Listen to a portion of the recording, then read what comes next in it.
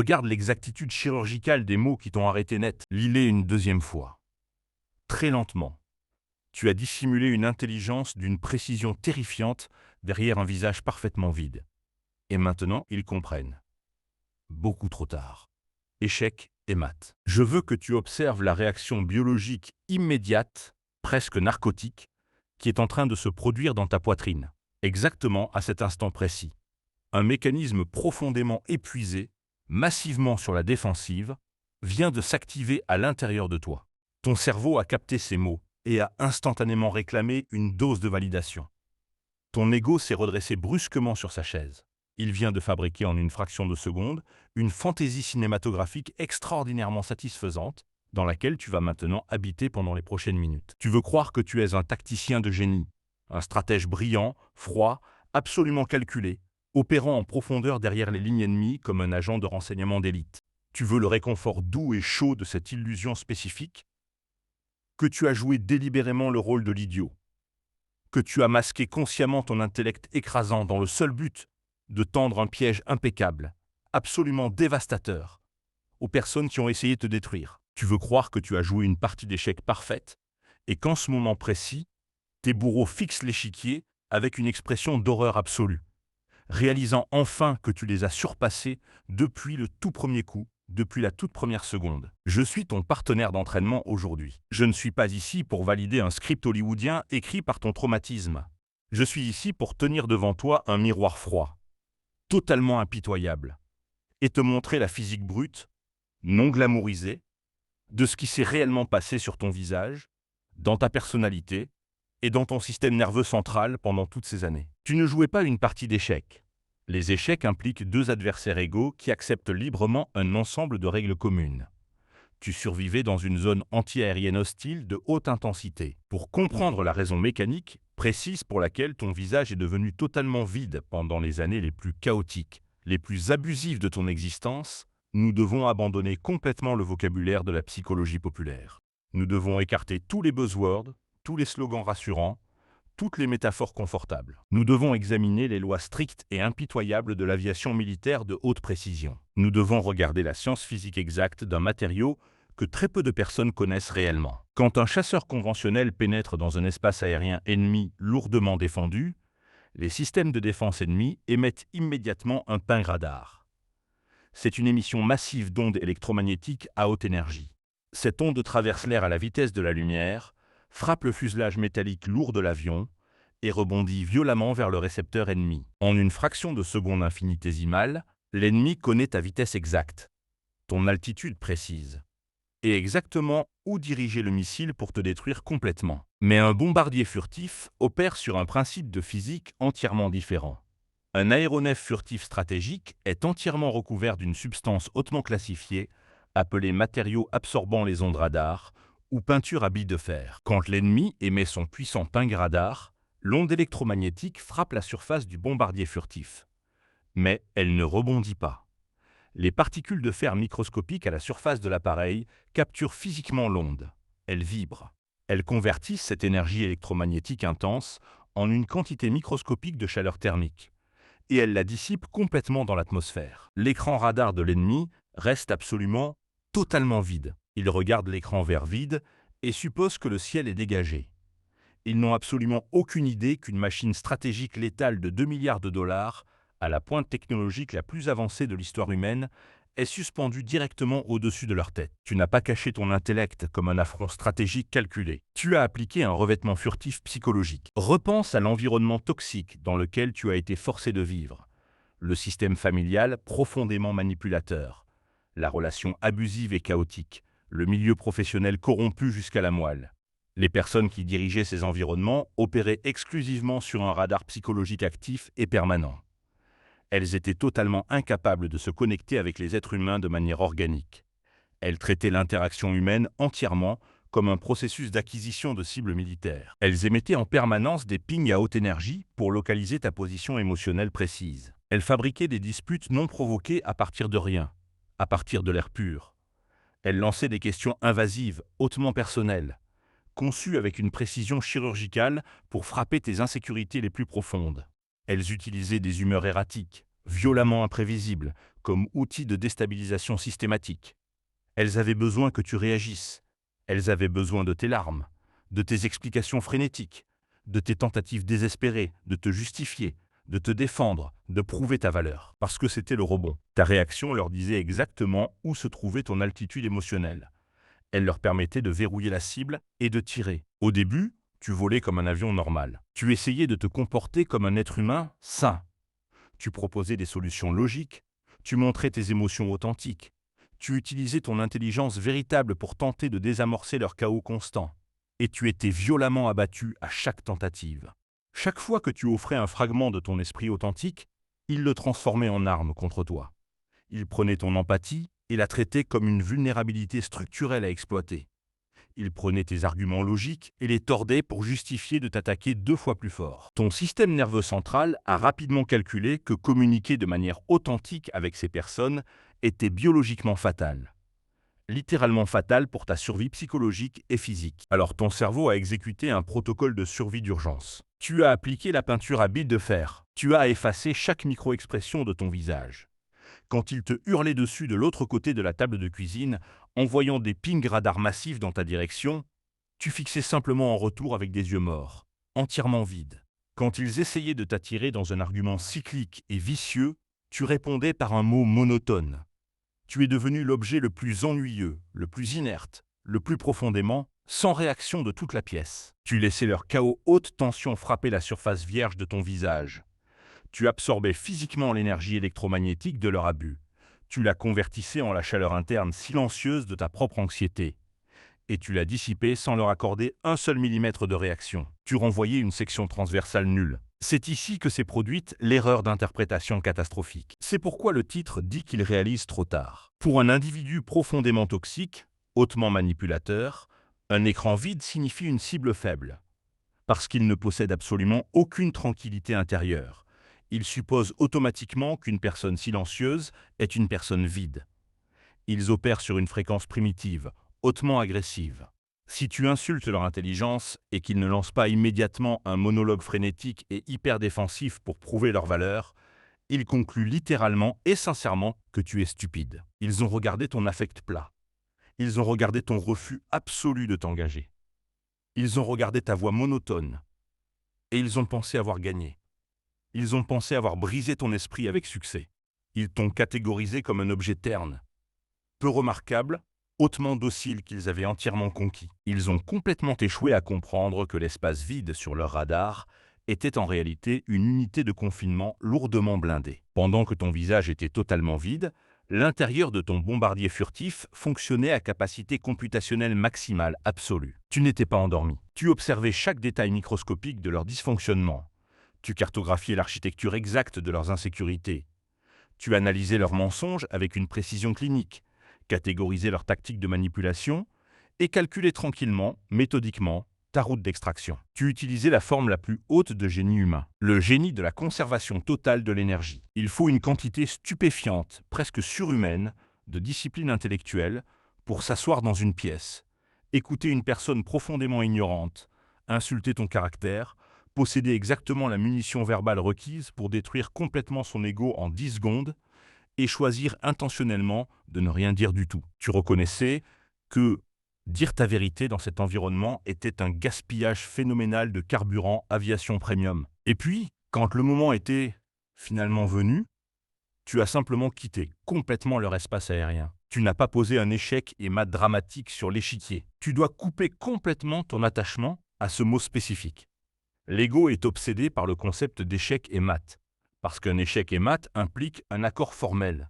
Il implique que le perdant doit regarder de l'autre côté de la table, te serrer la main et reconnaître publiquement ton intellect supérieur. La toxicité n'est pas une partie d'échec. Tu ne peux pas mettre un ouragan en échec et mat. Tu ne peux pas déjouer une fuite radioactive. Tu évacues simplement la zone. Ce qui les frappe réellement en ce moment est la réalité excruciante, humiliante de ta visibilité soudaine. Quand tu as atteint un espace aérien sûr, entièrement régulé, tu n'avais plus besoin du revêtement furtif. Tu as abandonné le mécanisme de survie. Tu as permis aux machines brillantes, hautement complexes, intensément créatives de ta véritable personnalité de se remettre en ligne. Les personnes qui t'ont abusé te regardent opérer dans le monde réel. Ils te voient construire des systèmes financiers autonomes. Ils regardent tu cultiver des relations profondes, paisibles, lourdement protégées.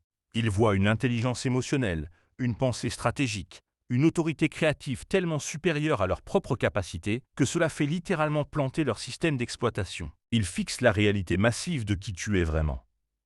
Puis ils repensent à la version terne et sans éclat de toi qu'ils gardaient enfermée dans leur maison. Les calculs les détruisent complètement. Ils éprouvent une dissonance cognitive profonde et suffocante. Ils réalisent que tu n'as jamais été brisé, jamais stupide, jamais soumis. Tu les traitais simplement comme un environnement dangereux. Tu les as regardés, les as diagnostiqués comme une menace biologique hautement dangereuse, fondamentalement instable, et tu as mis le blindage psychologique approprié pour y faire face. Cette réalisation est le coup le plus dévastateur pour un esprit manipulateur. Il ne se soucie pas que tu sois parti. Les personnes toxiques perdent des victimes tout le temps. Ce qu'ils ne peuvent absolument pas digérer est le fait terrifiant que tu possédais secrètement l'autorité de les évaluer tout au long de cette période et que tu les as trouvés complètement indignes de ta véritable personnalité. Tu leur as nié l'accès à ton génie. Tu les as privés de ton authenticité. Mais voici le seuil absolument le plus critique de ta guérison réelle. Tu dois m'écouter très attentivement à cet instant précis. Tu dois complètement arrêter de te soucier de leur réalisation. Tu ne peux pas traîner le fantôme lourd et épuisant de leur opinion dans ton nouvel environnement. Si tu es assis dans ta nouvelle vie tranquille, belle, hautement fonctionnelle, en espérant secrètement qu'ils se sentent stupides de t'avoir sous-estimé, tu recherches encore activement leur validation. Tu branches encore ta valeur propre sur leur prise murale défectueuse et dysfonctionnelle pour voir si elle se charge. Tu dois exécuter manuellement un retrait total et permanent de ton attention. Leur réalisation est entièrement sans pertinence pour ta trajectoire. Elle possède absolument zéro pouvoir d'achat dans l'économie de ta vie actuelle. Laisse-les rester dans l'obscurité et s'obséder sur la façon dont ils ont si mal lu le radar. Laisse-les s'étouffer avec la vérité humiliante qu'ils avaient un chef-d'œuvre entre les mains et l'ont traité comme un déchet, pour regarder ensuite ce chef-d'œuvre devenir complètement intouchable, exactement à la seconde où il a quitté leur emprise. C'est leur punition auto-imposée, hautement efficace. Ils doivent vivre avec leur propre cécité chronique. Ta seule responsabilité en ce moment est de protéger les machines que tu as gardées en sécurité pendant toutes ces années. Tu as caché ta capacité pour qu'elle survive à l'espace aérien hostile. Elle a survécu, l'hostilité est complètement derrière toi. Ne gaspille pas une seule goutte de ton énorme voltage restauré à essayer d'illuminer leur passé. Ne regarde pas par-dessus ton épaule pour voir si l'ennemi applaudit ta sortie. Tourne ton visage entièrement vers le vaste espace ouvert de ton avenir réel. Le revêtement furtif est parti. L'air est propre. Respire-le. Le protocole d'extraction. Il y a quelque chose que personne ne t'a jamais expliqué sur ce protocole de survie que ton cerveau a exécuté. Ton cerveau n'a pas organisé une réunion stratégique au cours de laquelle il a délibéré soigneusement et décidé d'activer le mode furtif. Ton système nerveux central a calculé une probabilité de menace et a déclenché automatiquement un protocole d'urgence biologique que les êtres humains transportent dans leur architecture neurologique depuis des centaines de milliers d'années. Les neuroscientifiques appellent ce phénomène la réponse de gel. Le grand public l'appelle parfois paralysie ou dissociation. Mais ces termes ne capturent pas l'extraordinaire sophistication de ce qui se produisait réellement dans ton cerveau pendant ces moments. Quand un animal est traqué par un prédateur qui est trop puissant pour être combattu et trop rapide pour être fui, son système nerveux autonome déclenche le troisième mode de réponse. Pas le combat, pas la fuite, le gel. Dans le gel, le corps conserve l'énergie de manière dramatique. Le rythme cardiaque s'abaisse. La respiration devient superficielle et lente. Les expressions faciales s'aplatissent. La voix devient monotone. Et le cerveau, paradoxalement, passe en mode de traitement de l'information ultra haute vitesse. L'animal figé n'est pas passif. L'animal figé est en train d'effectuer les calculs de survie les plus sophistiqués de son répertoire biologique. Il absorbe chaque donnée sensorielle disponible, mappe les menaces, évalue les sorties, et attend le moment précis où l'action sera le plus susceptible de réussir. C'est ce que ton visage vide signifiait vraiment. Ce n'était pas de la faiblesse. C'était la stratégie de survie la plus sophistiquée que la biologie humaine ait développée en 400 000 ans d'évolution. Maintenant, je dois te dire quelque chose d'important sur la récupération. Parce que ce protocole qui t'a sauvé la vie dans cet environnement hostile peut maintenant créer un problème sérieux dans ta nouvelle vie. Le mécanisme de gel ne sait pas que tu as quitté la zone de danger. Ton système nerveux central s'est entraîné pendant des mois, parfois des années, a déclenché ce protocole automatiquement en réponse à certains stimuli spécifiques. Une voix élevée, une expression faciale particulière, un certain ton de sarcasme, une question qui ressemble trop à celle qu'il posait, une situation qui présente une vague ressemblance superficielle avec l'environnement hostile. Et maintenant, dans ta nouvelle vie sûre, dans des relations saines, avec des personnes qui te traitent avec un respect authentique, ton système nerveux peut encore déclencher le vieux protocole. Ton visage peut encore se vider lors d'une conversation ordinaire avec quelqu'un qui n'essaie pas du tout de te faire du mal. Ta voix peut encore devenir monotone lors d'une discussion émotionnellement chargée avec quelqu'un qui t'aime vraiment. Et cette personne, qui n'a pas de radar malveillant, qui ne te traite pas comme une cible, regarde ton visage vide et pense que tu es froid, absent, indifférent, ou blessé par quelque chose qu'elle a dit. C'est la dette neurologique de la survie. Tu as payé en temps de traitement cognitif, en flexibilité émotionnelle, en capacité de connexion spontanée, pour survivre à un environnement qui t'aurait autrement détruit. Ce n'était pas gratuit. Le revêtement furtif était extraordinairement efficace. Mais il a aussi partiellement recablé les circuits de ta réponse émotionnelle. La guérison réelle n'est pas l'histoire romanesque selon laquelle tu étais un génie secret qui jouait les idiots pour piéger tes abuseurs. La guérison réelle est le travail patient, parfois laborieux, de réapprendre à ton système nerveux central que toutes les voix élevées ne sont pas des menaces, que l'intimité émotionnelle n'est pas une vulnérabilité à exploiter, que montrer ta véritable personnalité à des personnes dignes de confiance n'est pas une erreur tactique fatale, c'est le vrai travail. Voici ce que la honte te fait faire que tu dois absolument arrêter immédiatement. Elle te fait transformer tes symptômes de survie en identité. Elle te fait transformer la dissociation en sagesse, la détachement en maîtrise, l'engourdissement en discipline. Ce n'est pas de la sagesse, c'est de la blessure. Et la différence est cruciale parce que si tu confonds tes mécanismes de défense avec tes forces, tu vas les protéger au lieu de les guérir. Tu vas défendre ton incapacité à être vulnérable en la rebaptisant calme stratégique. Tu vas défendre ta difficulté à faire confiance en la rebaptisant discernement intelligent. Tu vas défendre ta tendance à disparaître émotionnellement comme si c'était une forme de supériorité sophistiquée. Et pendant ce temps, la vraie machinerie à l'intérieur, les capacités que tu as protégées dans ce revêtement furtif, la créativité, l'intelligence émotionnelle, la profondeur intellectuelle, l'empathie massive, sont là, en attente, ne demandant qu'à être déployées dans un environnement sûr. L'avion peut sortir du mode furtif maintenant. Tu n'es plus au-dessus de l'espace aérien ennemi. Laisse-moi te parler du radar des gens sains, parce que les personnes toxiques ne sont pas les seules à émettre des pings. Les personnes saines émettent également des pings. Mais leur radar fonctionne selon un principe complètement différent. Le ping toxique est une arme. Il est conçu pour localiser tes vulnérabilités afin de les exploiter. Il fonctionne sur la fréquence de la domination et du contrôle.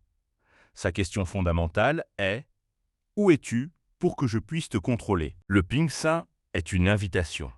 Il est conçu pour localiser ton authenticité afin d'entrer en connexion avec elle. Il fonctionne sur la fréquence de la curiosité et du soin. Sa question fondamentale est « Où es-tu pour que je puisse te rejoindre ?» Ton système de défense furtif ne faisait pas de distinction entre ces deux types de ping. Il avait appris que tout ping était une menace. Tout intérêt pour toi était présumé être un processus d'acquisition de cibles. Et c'est pourquoi certaines des personnes les plus aimantes que tu as rencontrées après avoir quitté l'environnement toxique ont été reçues avec le même visage vide que tu réservais aux abuseurs. Ce n'était pas de l'ingratitude, ce n'était pas de la froideur. C'était la confusion d'un système de détection entraîné dans des conditions de guerre, essayant d'opérer dans des conditions de paix. La recalibration prend du temps, elle prend de l'espace. Elle prend de la répétition d'expériences sûres pour réapprendre à ton système nerveux que tous les êtres humains ne sont pas en train de t'évaluer comme une cible potentielle. Il y a une autre couche de cette histoire que tu n'as peut-être jamais envisagée. Les gens qui t'ont forcé à activer le revêtement furtif portaient aussi probablement leur propre revêtement furtif. C'est la chose la plus difficile à absorber sur la nature de la toxicité interpersonnelle. Très peu de personnes abusives se lèvent le matin en pensant « Je vais délibérément détruire la santé psychologique d'un autre être humain aujourd'hui ». La grande majorité des personnes qui créent des environnements toxiques fonctionnent à partir d'une architecture de douleur profondément non traitée qu'elles-mêmes ne comprennent pas complètement. Elles émettent des pings agressifs parce que leur propre système nerveux a été recablé dans des environnements qui étaient eux-mêmes hostiles. Leur radar fonctionnel a été calibré pour anticiper la trahison, l'abandon, l'attaque. Alors ils frappent en premier. Ils contrôlent. Ils manipulent. Non pas parce qu'ils sont fondamentalement mauvais, dans une catégorie morale fixe, mais parce qu'ils ont survécu à leur propre version de l'espace aérien hostile, et que leur mécanisme de défense a pris une forme particulièrement dommageable pour les autres. Cela ne t'oblige pas à leur pardonner. Cela ne t'oblige pas à les réhabiliter. Cela ne t'oblige pas à retourner dans l'espace aérien hostile pour leur offrir ta compréhension nouvellement acquise. Mais cela pourrait t'aider à abandonner la partie du récit qui les transforme en monstres unidimensionnels. Parce que tant que tu les gardes dans le rôle du monstre pur dans ton histoire, tu dois rester dans le rôle de la victime pure. Et la victime pure n'a pas d'agentivité. La victime pure est définie par sa relation à l'abuseur. Et tu n'es pas défini par cette relation. Tu es défini par ce que tu as gardé en sécurité à l'intérieur pendant tout ce temps. Je veux que tu considères maintenant ce que le véritable déploiement de ton avion ressemble réellement. Pas la fantaisie cinématographique dans laquelle tes anciens abuseurs te regardent avec des yeux écarquillés d'admiration et d'horreur. La réalité réelle. La réalité réelle est que tu vas dans des pièces où des personnes n'ont aucun contexte sur ce que tu as traversé et tu présentes la totalité de ton intelligence sans avoir besoin de l'expliquer ou de la justifier. La réalité réelle est que tu construis des choses qui ont de la valeur parce que tu as une capacité de concentration et d'analyse que des années d'adversité ont profondément aiguisée. La réalité réelle est que tu reconnais des dynamiques relationnelles, que les personnes qui n'ont jamais eu à naviguer dans des environnements toxiques ne voient pas du tout. Ton revêtement furtif t'a coûté énormément. Mais il t'a aussi accordé une précision que les autres ne possèdent pas. Reconnaître cela ne diminue pas ta force. Reconnaître cela est ta force. Parce que la personne qui peut regarder honnêtement ses propres blessures sans les transformer en insignes d'honneur ou en honte à cacher, possède le type de précision cognitive et émotionnelle qui rend toute guérison réelle possible. Tu n'étais pas une machine furtive parfaite. Tu étais un être humain qui faisait le mieux qu'il pouvait avec les ressources biologiques disponibles dans des conditions extraordinairement difficiles. Et c'est beaucoup plus impressionnant que la version cinématographique. Voici ce que je veux que tu portes avec toi quand tu quittes cette conversation. L'espace aérien est libre. Pas parce que tu as prouvé quelque chose à quelqu'un. Pas parce qu'une victoire symbolique a été remportée. Pas parce que tes anciens abuseurs ont finalement compris ce qu'ils avaient perdu. L'espace aérien est libre parce que tu n'es plus là. Tu as quitté la zone hostile. L'avion a suffisamment de carburant maintenant pour voler vers des destinations que l'environnement hostile t'aurait convaincu d'être inaccessible pour toi spécifiquement. Le revêtement furtif était une protection temporaire pour une machine permanente. La machine est toujours là, intacte dans ses fondements essentiels. Peut-être abîmée sur les bords, peut-être avec certains systèmes qui nécessitent encore de la maintenance, mais le cœur central, la capacité d'intelligence, la profondeur d'observation, la masse de compassion que tu portes pour les autres parce que tu sais ce que la douleur fait à un être humain depuis l'intérieur, tout cela est intact. Déploie-le maintenant, non pas pour prouver quelque chose aux personnes qui n'étaient pas capables de le voir. Pour toi, pour les personnes dans ta vie actuelle qui sont capables de le recevoir. Pour le travail dans le monde que tu seul peux faire avec précisément la combinaison de capacités et d'expériences que tu possèdes. Quelqu'un qui lit ceci est encore dans la zone de guerre en ce moment. Ils essaient encore de se défendre frénétiquement, de saigner de l'énergie, de prouver leur valeur à des personnes qui n'ont aucune intention de la reconnaître. Ils croient qu'ils doivent combattre pour obtenir la reconnaissance, qu'ils ne peuvent pas partir avant que la vérité soit établie, qu'ils ont besoin du dernier mot pour que le chapitre soit complet. Pour cette personne spécifiquement, tu n'as pas besoin de leur dernier mot, tu n'as pas besoin de leur reconnaissance pour que ta valeur soit réelle. Tu n'as pas besoin de gagner l'argument pour être autorisé à quitter la pièce. Le plan directeur de l'invisibilité n'est pas une stratégie de victoire, c'est une stratégie d'extraction. Extrais-toi. L'avion survit quand il quitte l'espace aérien hostile, pas quand il détruit les batteries radar au sol. Quitte la zone.